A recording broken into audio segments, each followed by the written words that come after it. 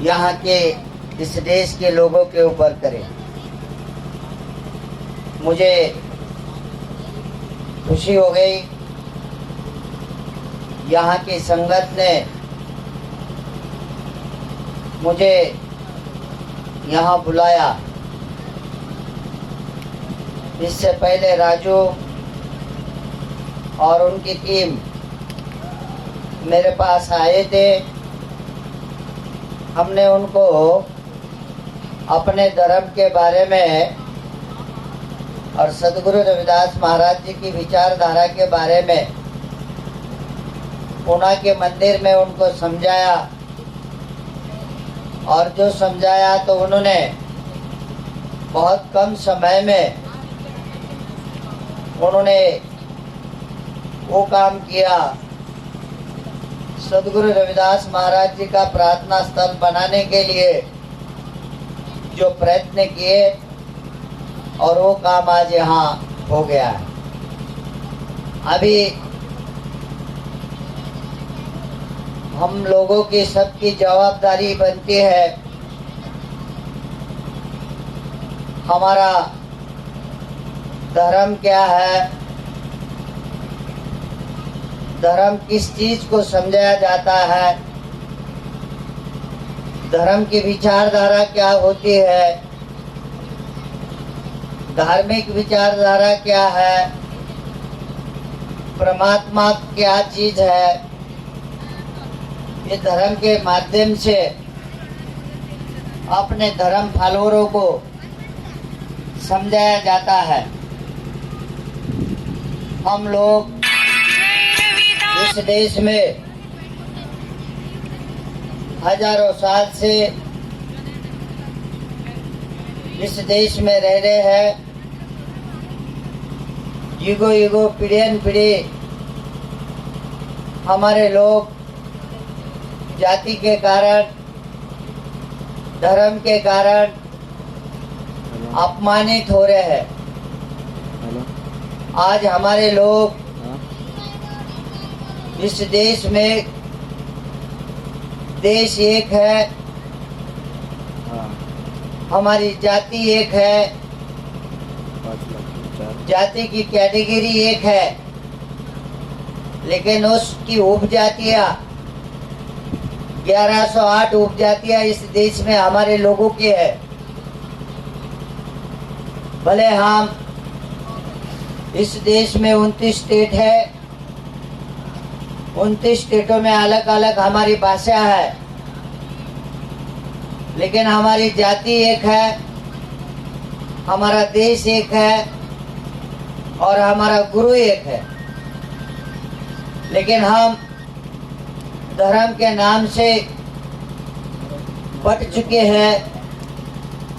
हमारे लोग सिख धर्म में है, क्रिश्चियन धर्म में है, लिंगायत धर्म में है, बौद्ध धर्म में है, हिंदू धर्म में है, लेकिन हम सब धर्मों के अंदर प्रवेश कर चुके हैं और सब धर्मों में हमारा समाज रहता है। लेकिन हर धर्म के अंदर हम लोगों को शूद्र और दलित बोलकर, अछूत बोलकर अपमानित किया जाता है। हमें किसी भी धर्म में बराबरी का सम्मान नहीं है। धर्म, कोई भी धर्म लो और उसकी विचारधारा, उसका निर्माण होने वाली विचारधारा को आप सर्च करो। धर्म से पहला महापुरुष पैदा होते हैं और वो महापुरुष विश्व व्यवस्था को समझते हैं। व्यवस्था को समझने के बाद अपने व्यवस्था को, समाज को समझाने को काम करते हैं।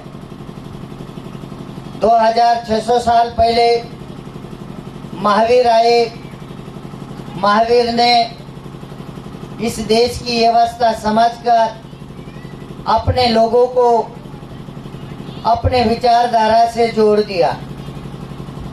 उसके बाद 12 साल बाद भगवान बुद्ध आए। इस देश की व्यवस्था देखकर उन्होंने भी अपने विचारधारा से समाज को जोड़ने का काम किया। 2000 साल पहले यूरोप में यीशु मसीह आए। उन्होंने भी उनके विचारधारा से समाज को जोड़ने का काम किया। 1400 साल पहले मोहम्मद पैगंबर साहब अरब में आए। उन्होंने भी अपने विचारों से समाज को जोड़ने का काम किया। ऐसे ही 350 साल पहले सिख धर्म के 10 गुरु, उन्होंने भी अपने विचारों से समाज को जोड़ने का काम किया। कर्नाटक में 1000 साल पहले बसवेश्वर और हमारे संत हरालिया जी, उन्होंने भी समाज को उनके विचारों से जोड़ने का काम किया। 641 साल पहले सदगुरु रविदास जी का जन्म काशी बनारस में होता है। उन्होंने भी इसी व्यवस्था के ऊपर हमारे समाज को समझाने का काम किया। लेकिन आज तक हमारा समाज अपने विष्णु देवत, कुल देवत सदगुरु रविदास महाराज जी की विचारधारा नहीं समझ सका। 600 साल होके चले गए, लेकिन धर्म के नाम से हम 25 करोड़ लोग अन्य धर्मों में भटक रहे हैं। अगर हमारे वंश में, हमारे कुल में अगर सदगुरु रविदास जी का जन्म होता है और उनसे महान विचारधारा संसार के लोगों को सदगुरु रविदास जी देते हैं, तो रविदासा कुल के लोगों को सदगुरु रविदास जी की विचारधारा मानने में क्या बुराई है। उनकी विचारधारा मानकर इस देश में धर्म और धार्मिक नाम से 25 करोड़ रविदासा लोगों को एक होना चाहिए। जिस देश में सबसे ज्यादा जाति में हम लोग हैं, लेकिन आज हम एक क्यों नहीं कि हम आस्था के नाम से अन्य जगह बढ़ चुके हैं, इसलिए हम एक नहीं है। इसीलिए रविदासा धर्म पूरे देश दुनिया में काम कर रहा है। पूरे देश दुनिया में अपने लोगों को अपने सदगुरु रविदास जी की विचारधारा से जोड़ने का काम कर रहा है।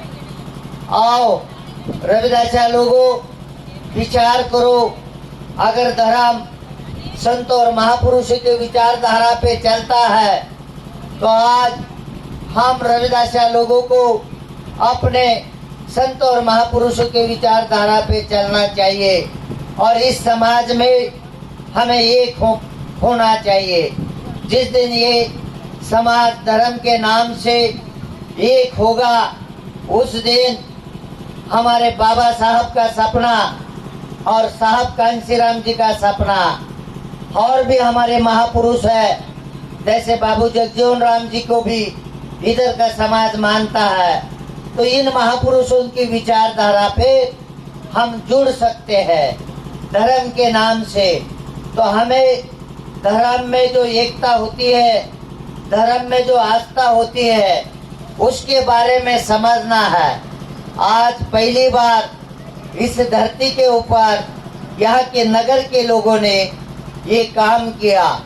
इससे पहला आपके धर्म के नाम से आपका प्रार्थना स्थल नहीं, आप अन्य प्रार्थना स्थलों में जाकर वहाँ पर आपकी मनोकामना रख रहे हैं, लेकिन ये पहली बार आपके धर्म का प्रार्थना स्थल बन रहा है। ये कैसा बनेगा? आप लोगों को कैसा काम करना चाहिए? आप लोगों में सबसे ज़्यादा इस देश में हमारे सबसे बड़े बड़े महापुरुष इस देश में आए, लेकिन समाज अभी तक हमारा एक नहीं है। उसका कारण हम हमारे महापुरुषों का मानते नहीं है। इसलिए हम लोग एक नहीं है। अगर हम लोग हमारे महापुरुषों के विचारधारा को मानेंगे तब हम एक हो सकते हैं। इसलिए हमें सदगुरु रविदास महाराज जी की विचारधारा समझने की बहुत जरूरत है। सदगुरु रविदास महाराज जी की विचारधारा उस समय में हमारे समाज के महापुरुषों को ना बोलने का अधिकार था, ना भक्ति करने का अधिकार था, ना अच्छा कोई प्राप्त करने का अधिकार था। ऐसे व्यवस्था में सदगुरु रविदास महाराज जी ने ऐसा परिवर्तन इस देश में किया। इस देश की व्यवस्था सदगुरु रविदास जी के चरणों में साष्टांग दंडवत उन्होंने डाला। यहाँ के पिताजी पंडितों ने सदगुरु रविदास जी को साष्टांग दंडवत डाला। यहाँ के 52 राजाओं ने सदगुरु रविदास जी को गुरु धारणा की। यहाँ के सभी राजे महापुरुषों ने गुरु रविदास जी की विचारधारा को माना और स्वीकारा। संसार में अगर हमारे समाज में अगर किसके हाथ को यश मिला, किन महापुरुषों को, किन गुरुओं के हाथ को यश मिला, तो उनमें से हजारों सालों से एक तो सदगुरु रविदास जी के हाथ को यश मिला, दूसरा बाबा साहब को यश मिला और तीसरा साहब कांसीराम जी को यश मिला। हमारे लोगों को महाराज की समझने की जरूरत है। यश मिला, हो सकता है मेरी लैंग्वेज आप लोगों को समझती नहीं होगी, लेकिन जिन जिन को हिंदी समझती है तो उन लोगों का काम बनता है उनको बाद में समझा लेना।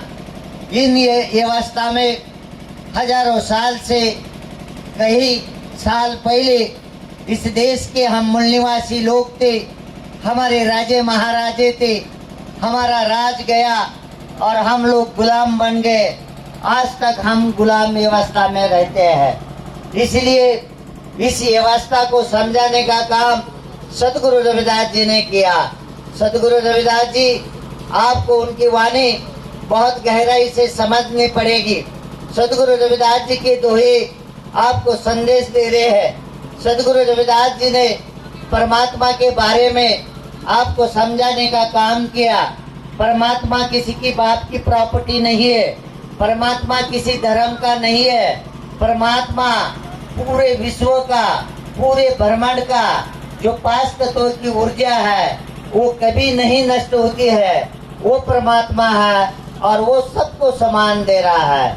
लेकिन यहाँ की व्यवस्था अपने अपने समाज के लोगों ने अपने अपने गुरु के विचारधारा को धारण किया और उस विचारधारा से जुड़कर वो लोग रह गए और हम लोग भटक गए। इसलिए सदगुरु रविदास महाराज जी की व्यवस्था से पहले जितने भी संत आए उन संतों को यहाँ कामयाब होने नहीं दिया। लेकिन सदगुरु रविदास जी की विचारधारा को यहाँ के पंडितों ने माना, यहाँ के राजाओं ने माना, यहाँ के साधु संतों ने माना। इसलिए सदगुरु रविदास जी का विजय इस व्यवस्था में हो गया। लेकिन हम लोग इतने ज्ञानी नहीं है कि उनकी वाणी समझ ले। आज वो मौका आ रहा है, पूरे देश दुनिया में रविदास धर्म का कारवा बढ़ रहा है और अपना समाज अपने महापुरुषों की विचारधारा पे मानकर चलने का काम कर रहा है। मुझे खुशी होती है कहीं करोड़ों लोग हमारे गुरु रविदास जी को मान रहे हैं। अभी आने वाला समय बहुत तेजी से जल्द हमारा समाज सदगुरु रविदास जी के विचारधारा से, धार्मिक विचारधारा पे जुड़ेगा और जुड़ने के बाद ये समाज में एकता होगी। एकता के बाद हमारे समाज के बहुत सारे काम होंगे।